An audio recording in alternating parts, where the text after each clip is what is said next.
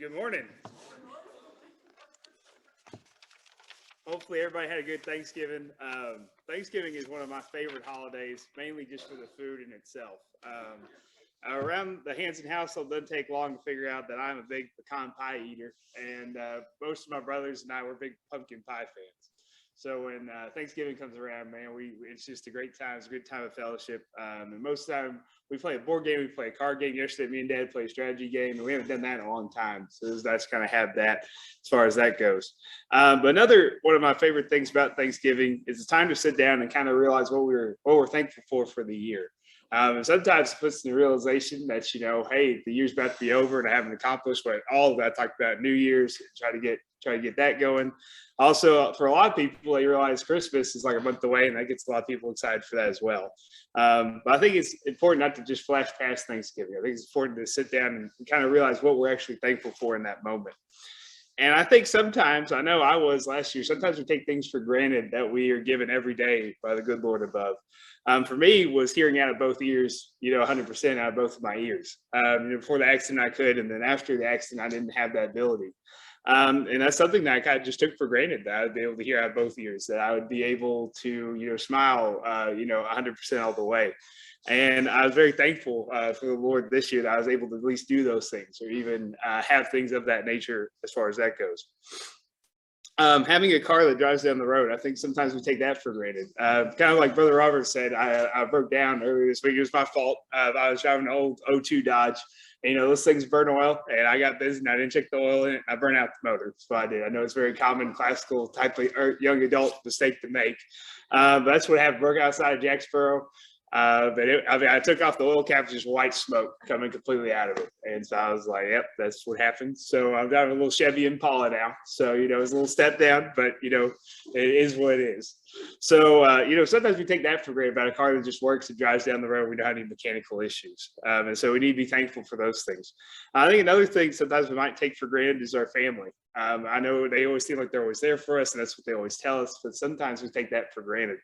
Because I know I was very blessed to be raised in a Christian household where I had two parents that loved me and supported me. But at the same time, I realized that not everybody has those opportunities that I had, and just being thankful for that. And the most important thing that I want to kind of talk about today is being thankful that we are Christians, and being thankful that we have that opportunity that we do to have that love and to be set forth with that.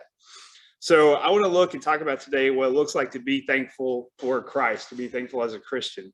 So we're going to be in Proverbs chapter 3, and I'm going to warn you right now, you might get some paper cuts. We're going to be jumping around the Bible a little bit today, and I apologize. But we're going to be in Proverbs chapter 3, starting in verse 5.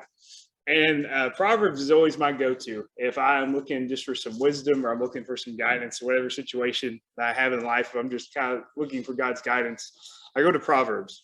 Because Proverbs was written by King Solomon, arguably one of the most wisest people to walk on the face of the planet. And in this Proverbs, he's kind of telling us of where we need to kind of set our priorities at.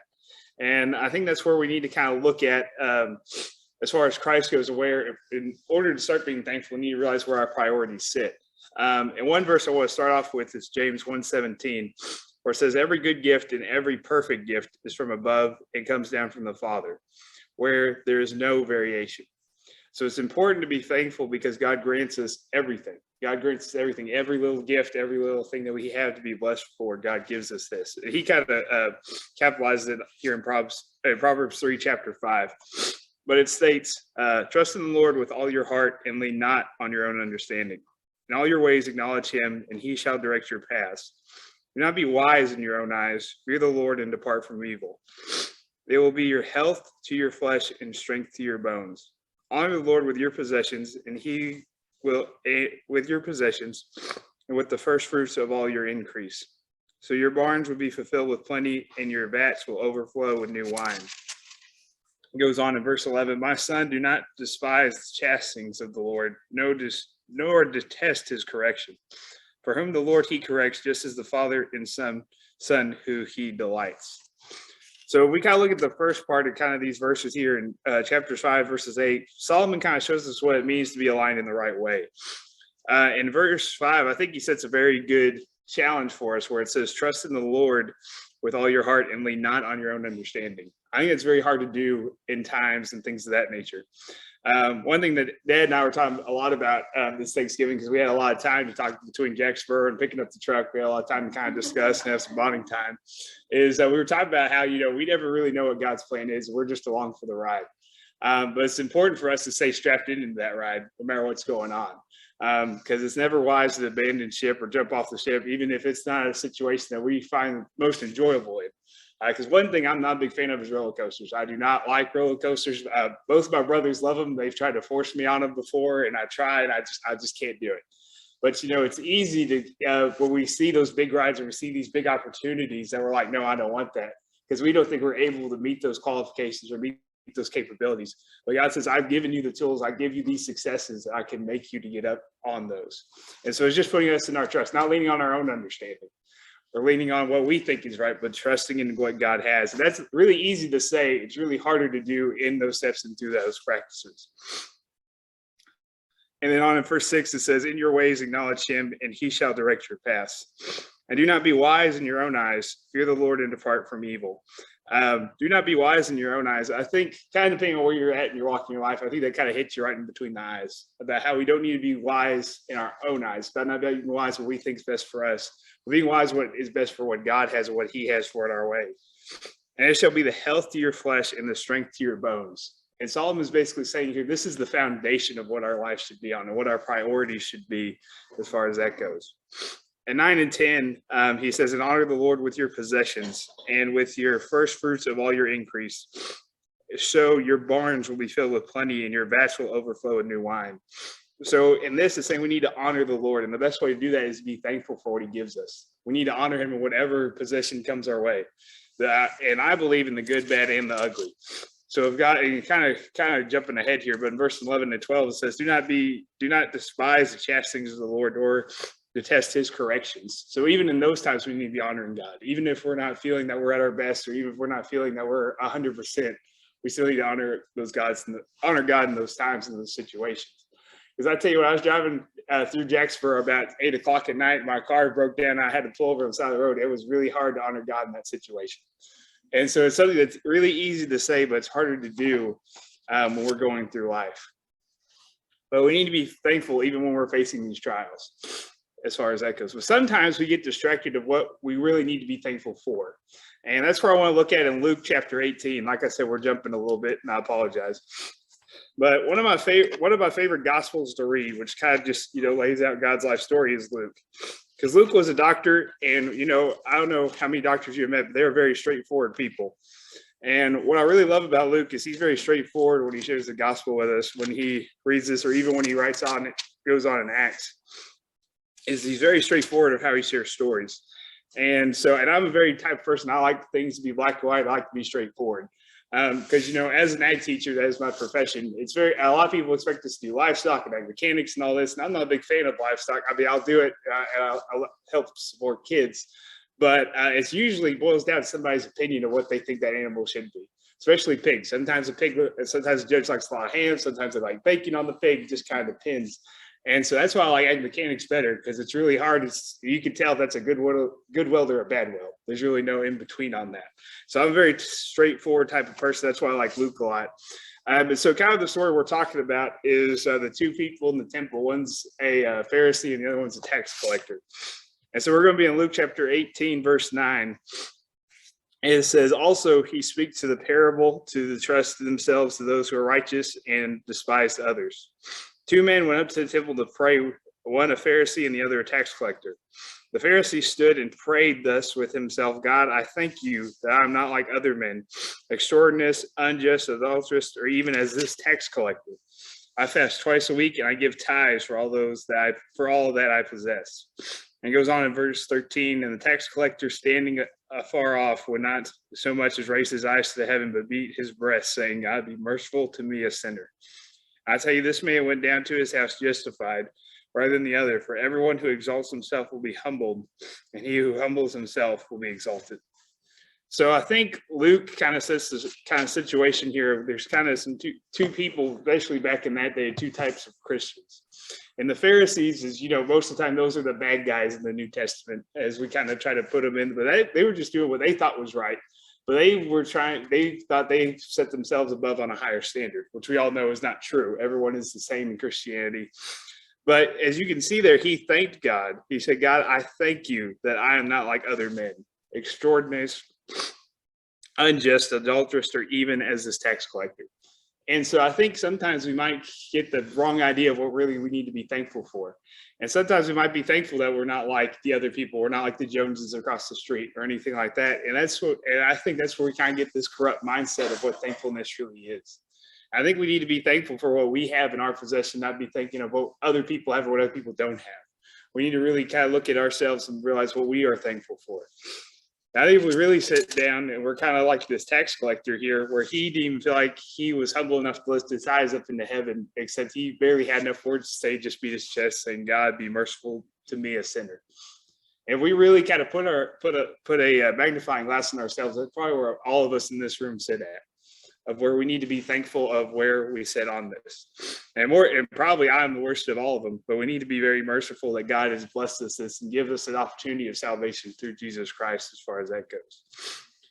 But verses 9 and 10 really sets the picture for us. And 11 and 12, the Pharisee thinking that he is better than that other person. And we need to make sure that we don't fall into that temptation. We don't fall into that easy way of that.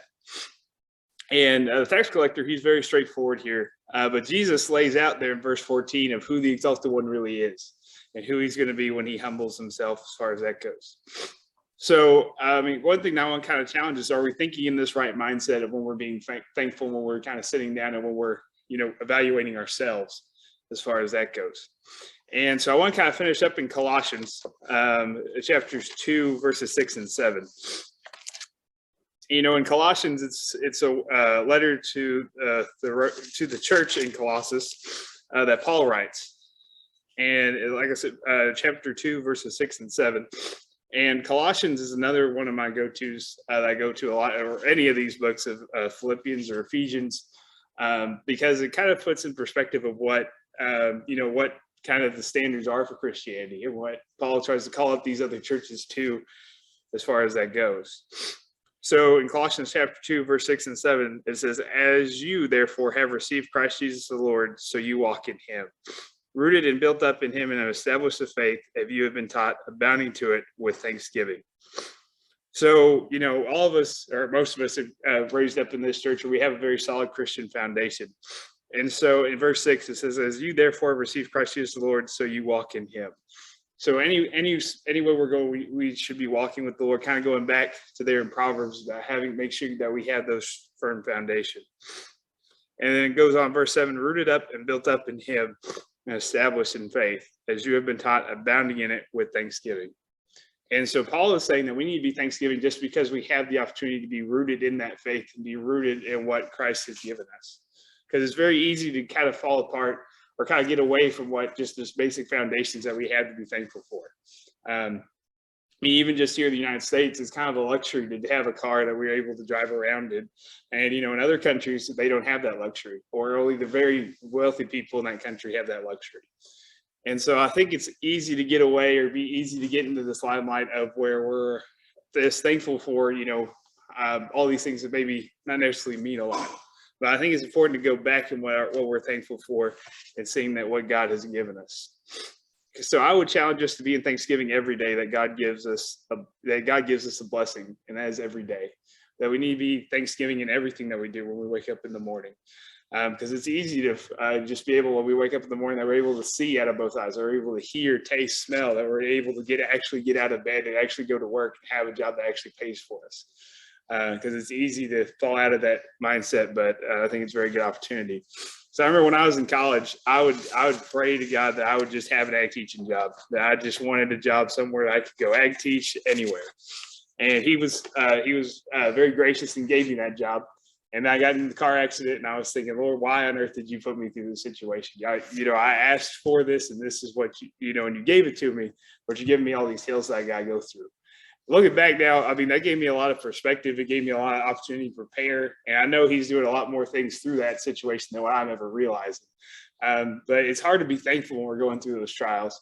And now I'm just thankful that I have that opportunity to go and actually teach. And now there's some days where I ask God to just give me a little bit less stress on my plate, but at the same time, I'm still thankful that I have that job.